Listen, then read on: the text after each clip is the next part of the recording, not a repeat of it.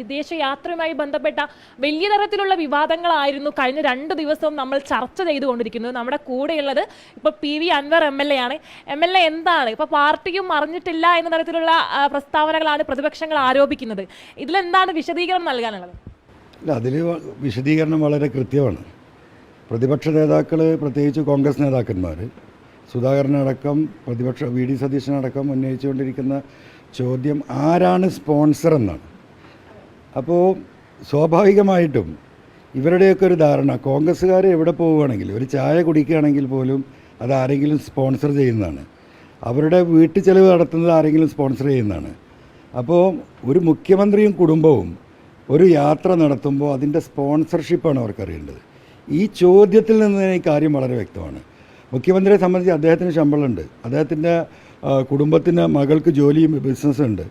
ഈ പറയുന്ന മരുമകൻ എന്ന് പറയുന്ന റിയാസ് മന്ത്രിയാണ്, അദ്ദേഹത്തിന് ശമ്പളമുണ്ട്. റിയാസിൻ്റെ ഫാദർ ഇൻ ലോ എന്ന് പറയുന്നത് മുൻ ജില്ലാ പോലീസ് സൂപ്രണ്ടാണ്, അദ്ദേഹത്തിൻ്റേതായിട്ടുള്ള പെൻഷനും കാര്യങ്ങളുണ്ട്. ഇവർക്കൊക്കെ വിദേശത്ത് പോകാനും വരാനും യാത്ര ചെയ്യാനൊക്കെ ഉള്ള വരുമാനം അത്യാവശ്യമുള്ളവരാണ്. അപ്പോൾ സ്വാഭാവികമായിട്ടും ഈ തെരഞ്ഞെടുപ്പിൽ നമുക്കറിയാം, ഈ 140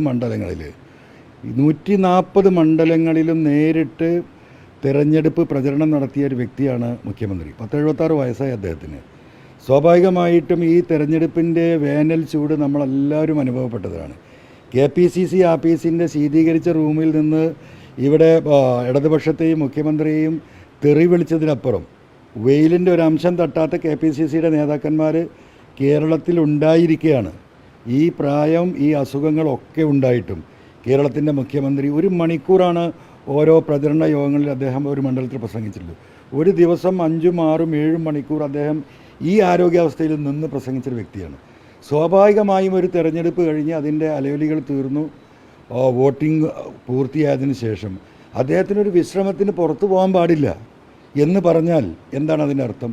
അപ്പോൾ അവർക്ക് അറിയേണ്ടത് ഇതിൻ്റെ സ്പോൺസറാണെന്നാണ്. അപ്പോൾ കേരളത്തിലെ ചരിത്രത്തിൽ കോൺഗ്രസിൻ്റെ ആ ബേസിക്കായിട്ടുള്ള സ്വഭാവം വ്യക്തമാക്കുന്നതാണ് അവർ ഇപ്പോൾ ഉയർത്തിയിട്ടുള്ള ഈ ചോദ്യം, സ്പോൺസർഷിപ്പ് എന്നത്.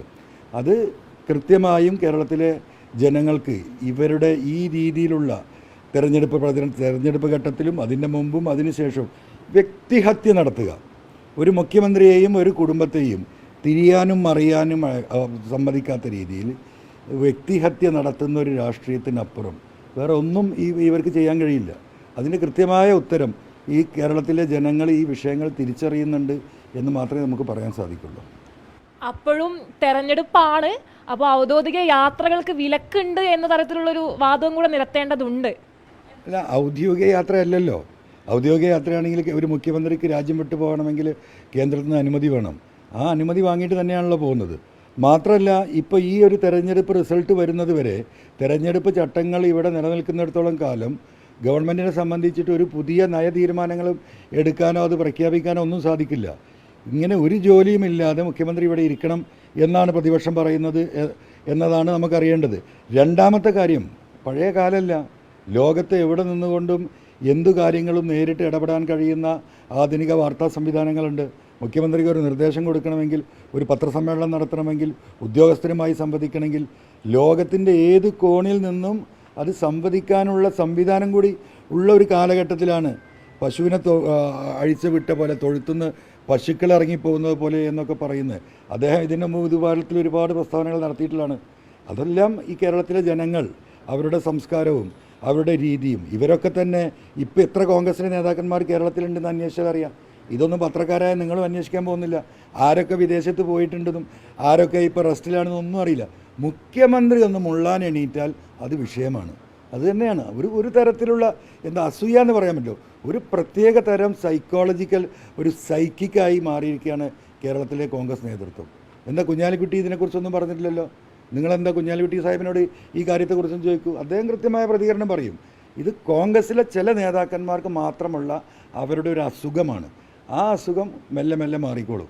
പൊതുഖജനാവിലെ പണം ഉപയോഗിക്കുകയാണ് എന്നാണ് കഴിഞ്ഞ ദിവസം അടക്കം BJP ദേശീയ അധ്യക്ഷൻ സുരേന്ദ്രൻ അടക്കം പറഞ്ഞിട്ടുള്ളത്. അപ്പോൾ അത്തരത്തിലൊരു പൊതുഖജനാവിലെ പണം ഉപയോഗിക്കുക എന്ന് പറയുന്നത്, പൊതുഖജനാവിലെ പണമാണോ ഉപയോഗിച്ചതെന്നുള്ളത് കഴിയുമറിയാലോ. പൊതുഖജനാവിലെ പണം എടുത്തല്ല പോയിട്ടുള്ളത്. അദ്ദേഹത്തിൻ്റെ ഉത്തരവാദിത്തം ആരോടാണ്? ഒന്ന് ഈ പാർട്ടിയോടാണ്, പിന്നെ മന്ത്രിസഭയോടാണ്. ആ മന്ത്രിസഭയിലെ പ്രധാന അംഗങ്ങളോടും പാർട്ടിയോടും കൃത്യമായി കാര്യങ്ങൾ പറഞ്ഞു തന്നെയാണ് പോയിട്ടുള്ളത്. അതിന് ഇവർ ബേജാറാവേണ്ട കാര്യം എന്താണെന്ന് നമുക്ക് മനസ്സിലാവുന്നില്ല. കോൺഗ്രസിന് വേണ്ടി വോട്ട് പിടിക്കുക എന്നൊരു ജാള്യത മറക്കാൻ വേണ്ടിയിട്ടാണ് മുഖ്യമന്ത്രി പോയത്, വിദേശയാത്രയ്ക്ക് പോയത് എന്നൊരു വാദവും കൂടെ ഇവർ നിരത്തുന്നുണ്ട്. അല്ല, അതവരെ നിരത്തിക്കോട്ടെ. സ്വാഭാവികമായിട്ടും കേരളത്തിലെ ഫൈറ്റ് കോൺഗ്രസും ഇടതുപക്ഷവും തമ്മിൽ തന്നെയാണ്. ഇന്ത്യയിലെ ഇതര സംസ്ഥാനങ്ങളിലൊക്കെ, ബാക്കിയുള്ള ഇതര സംസ്ഥാനങ്ങളിൽ NDA മുന്നണിയുടെ ഭാഗമായിട്ടാണ് CPM നിൽക്കുന്നത്. ആ CPM-നെതിരെ അല്ലെങ്കിൽ ആ ഇടതുമുന്നണിക്കെതിരെ ഇതിൽ ഇന്ത്യ മുന്നണിയിലെ പ്രധാന കക്ഷിയായ CPM-നെതിരെ രാഹുൽ ഗാന്ധി ഒരു കാരണവശാലും ഇവിടെ ഒന്ന് മത്സരിക്കാൻ പാടില്ലായിരുന്നു. ആ മത്സരം നടത്തിയത് തന്നെ തെറ്റാണ് എന്ന യാഥാർത്ഥ്യം, അല്ലെങ്കിൽ അതിൻ്റെ എന്താ പറയുക, മനുഷ്യന് ഓരോ വിഷയങ്ങളിലും ഓരോ വ്യക്തികളും എടുക്കുന്ന ഒരു തീരുമാനമുണ്ട്. ആ തീരുമാനം തന്നെ ഘടകവിരുദ്ധമായിരുന്നു. അത് ചെയ്യാൻ പാടില്ല. എന്ത് മെസ്സേജാണ് ഇന്ത്യ മുന്നണിയിൽ ഇത്തരത്തിൽ രാഹുൽ ഗാന്ധി ഇവിടെ മത്സരിച്ചാൽ വരാൻ പോകുന്നതെന്ന് അന്നേ ഇവിടെ ഇടതുപക്ഷം ഉന്നയിച്ചാണ്. അതേ രാഹുൽ ഗാന്ധി തന്നെയാണ് ഇപ്പോൾ അമേഠിയിൽ പോയി മത്സരിക്കുന്നത്.